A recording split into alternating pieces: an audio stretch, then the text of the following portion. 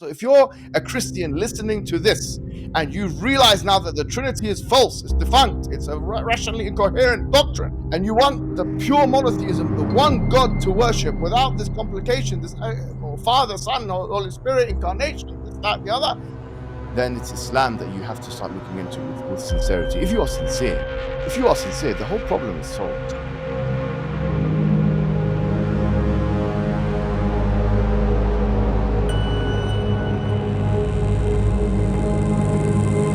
Islam is often presented as the world's simplest and most rational religion. Its defenders, like Muhammad Hijab, love to invite Christians and others to abandon their so-called contradictory beliefs and embrace Islam's supposed clarity. But what if I told you there's a dark secret lurking beneath these claims of simplicity? A secret so unsettling, so deeply buried, that Muslim apologists like Hijab will never bring it up. Buried deep in Islamic history and even within the Quran itself is a mysterious story, a story of three pagan deities, a prophet, and a shocking revelation that was once part of Orthodox Islam but has since been swept under the rug. What is this story and why is it so dangerous to Islam's credibility? Let's start with a couple verses from the Quran, verses that mention three pagan deities. At first glance, they may seem harmless, even obscure, but as we'll see, they hide a secret that the earliest Muslims knew all too well. The secret that became so embarrassing, it was erased from Orthodox Islam as we know it. Surah 53:19. Have you considered Al-Lat and Al-Uzza and Manat, the third one, the other? These two short verses may not look like much at first glance, but they are some of the most puzzling in the entire Quran. They name three pagan deities, Lat, Uzza, and Manat, worshipped by the Quraysh tribe in pre-Islamic Arabia.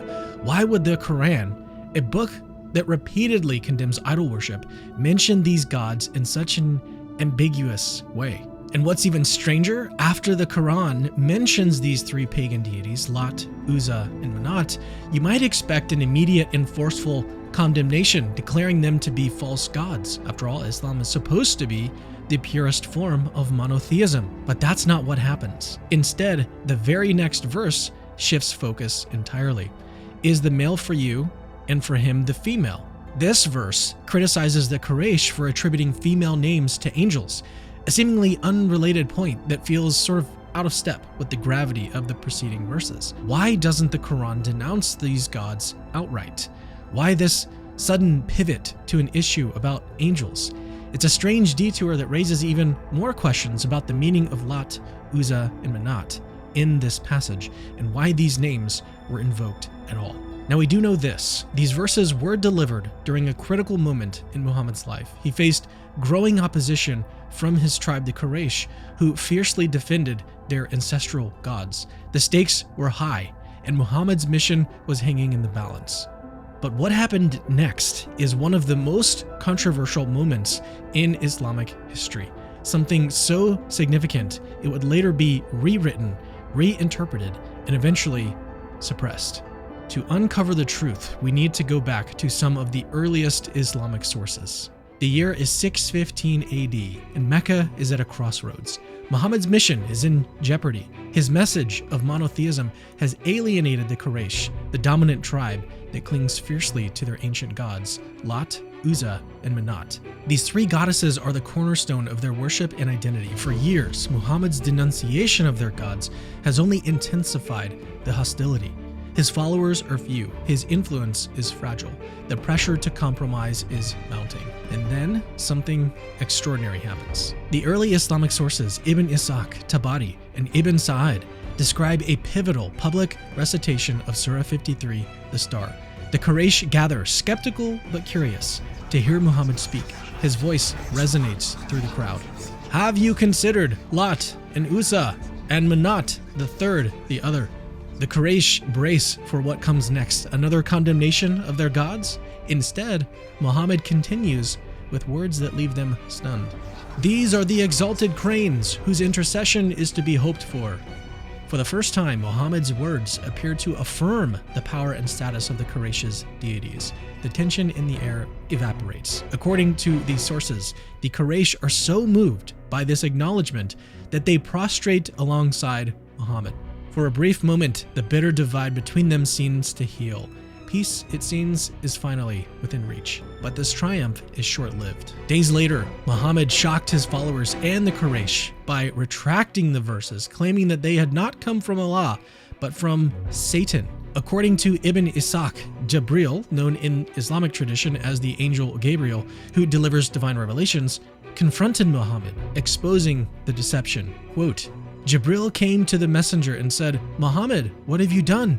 You have recited to the people that which I did not bring to you from God, and you have said that which he did not say to you. Muhammad was absolutely devastated, but he claimed God provided reassurance through another revelation. Quote, we have not sent before you a messenger or a prophet, but that when he desired, Satan cast something into his desire.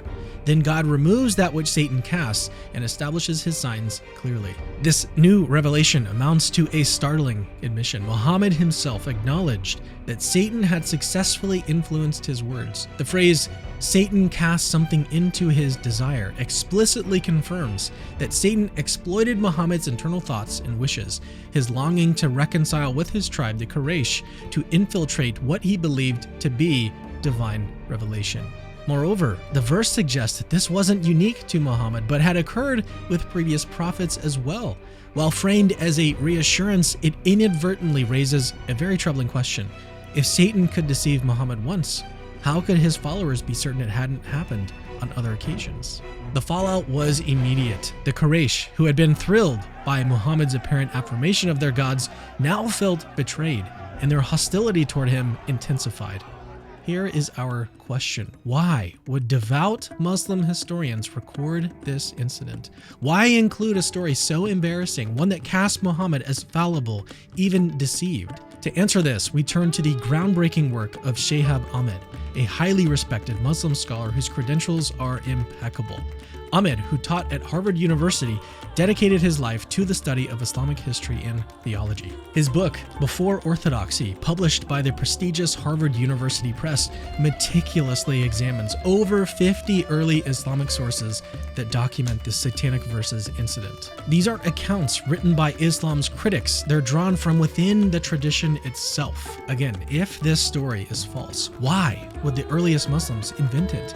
Fabricating such an event would mean creating a narrative that severely undermines Muhammad's credibility, essentially sabotaging their own cause. This is why Ahmed's work is so important. His research highlights a historical principle that's difficult to ignore, the principle of embarrassment. Historians recognize that the more damaging a story is to its subject, the more likely it is to be true. In this story, it's about as damaging as it gets. No Muslim would invent a tale that undermines their own prophet's credibility unless they're grappling with events that actually happened. Today, if you ask a Muslim scholar about the satanic verses, you'll likely be met with a swift and unequivocal denial. Across every major sect, Sunni, Shia, Salafi, Wahhabi, the story isn't just rejected, it's condemned. Believing it could even cost someone their status as a Muslim. Because admitting that the Prophet of Islam could mistakenly recite words inspired by Satan doesn't just raise a few eyebrows, it threatens to unravel the very foundation of Islam itself. But what's fascinating is that this wasn't always the case. According to Shihab Ahmed, in Before Orthodoxy, the rejection of the satanic verses incident is a modern phenomenon. He writes this, quote, the fundamental finding of this present volume is that in the first 2 centuries of Islam, Muslim attitudes to the satanic verses incident were effectively the direct opposite of what they are today.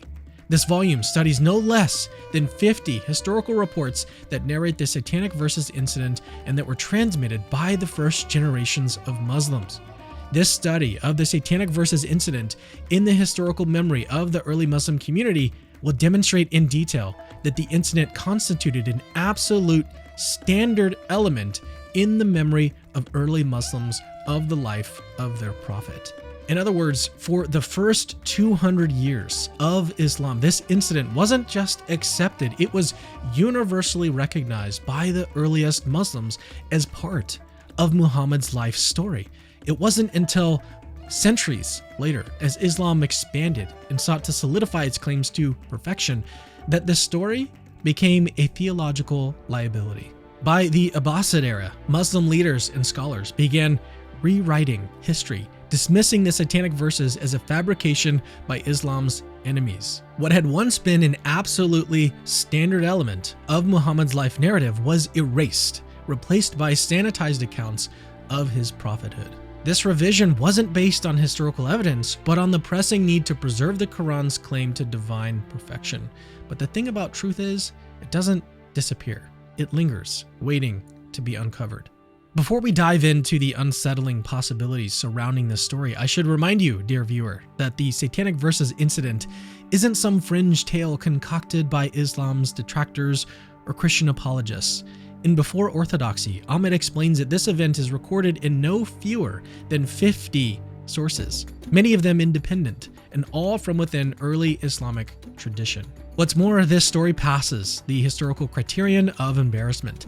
No one invents a tale that damages their own cause. The fact that early Muslims recorded a story so damaging to Muhammad's credibility, combined with the fact that it shows up in multiple independent sources, makes it more plausible than not that this event actually happened.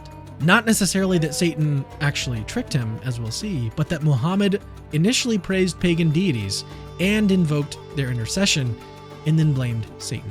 Which brings us to a trilemma. If the satanic verses incident is real, then we're left with three deeply unsettling explanations: mad, bad, or possessed, none of which bode well for Islam. Option A, Muhammad suffered from mental illness. First, there's the possibility that Muhammad genuinely believed he was deceived by Satan, but wasn't. Instead, he may have suffered from hallucinations or delusions, mistaking them for divine communication. If this is the case, it raises serious questions about his mental state. Could someone prone to such episodes reliably deliver a message they claimed was from God? The satanic verses incident suggests otherwise. And if Muhammad's mind was this unreliable, it undermines not just this story, but the entire Islamic faith. Option B, Muhammad lied. The second possibility is just as problematic. What if Muhammad knowingly fabricated the satanic verses to appease the Quraysh? Facing mounting opposition and desperate for peace, he may have seen this as a strategic move. But when he no longer needed to invoke the intercession of pagan deities, he blamed Satan as a way to sort of save face. If this is true, it portrays Muhammad not as a prophet, but as a calculating manipulator, someone willing to compromise his message for political gain. And here's the uncomfortable truth. If he lied about the satanic verses, what else might he have lied about? Someone who would commit shirk to gain power is not a true prophet. Option C, Muhammad really was tricked by Satan. Finally, it is possible that Muhammad genuinely believed the satanic verses were from Allah. If that's true, it means Satan successfully deceived him, slipping falsehoods into what Muhammad thought was divine revelation. Just think about the implications here. If Muhammad couldn't tell the difference between the voice of God and the voice of Satan, how can we trust any of his revelations? And note that this is not without precedent. Early Islamic tradition tells us that Muhammad himself doubted the nature of his first revelation. After his encounter with the angel Gabriel in the cave, Muhammad feared he might have been possessed by a jinn. The satanic verses incident revives that haunting doubt, leaving us to wonder how many other revelations might have been influenced by forces Muhammad couldn't discern. Each of these possibilities, whether Muhammad was deceived, deceitful, or delusional, leads to a devastating conclusion. The Quran's claim of divine origin is irreparably compromised. And if early Muslims just made up the satanic verses in over 50 sources to the point where nobody really doubted the event in the earliest Islamic community, then the satanic verses at least prove the unreliability of early Islamic testimony about Muhammad. Either way, the satanic verses are damning. Muslim apologists have no good way out.